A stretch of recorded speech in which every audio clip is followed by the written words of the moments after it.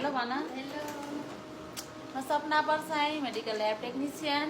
म एलिसा अधिकारी के हो ल्याब एसिस्टेन्ट।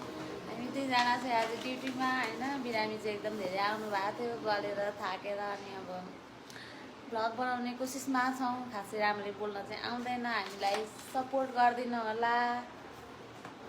आजदेखि हामी पनि भ्लग बनाउँदैछौँ।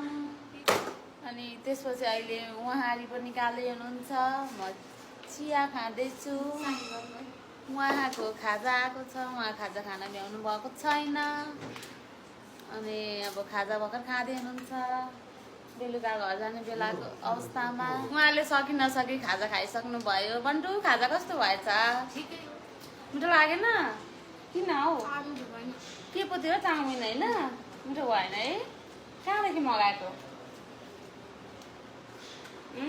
हामीलाई चाहिँ एउटा राम्रो खाजा, मिठो राम्रो र रिजनेबल प्राइसमा खाजा दिने ठाउँको पनि आवश्यकता छ। अहिले चाहिँ हाम्रो हस्पिटल सरेको कारणले अलिक राम्रो लोकेसनहरू हामीले भेटिराखेको छैनौँ। गर्मीमा अलिक धेरै टाढा टाढा जान पनि गाह्रो हुन्छ। कमेन्टमा कृपया भनिदिनु होला खाजा मिल्ने अब ठिक्कको प्राइसमा अनि मिठो राम्रो पाउने। बाई, आजलाई चाहिँ हाम्रो भ्लग यति नै हो। अरू अरू नयाँ कुराहरू भोलि पनि हामी ल्याउनेछौँ। हामी आउनेछौँ। हामीलाई साथ सपोर्ट र माया पनि गरिदिनु होला। हाम्रो बिलु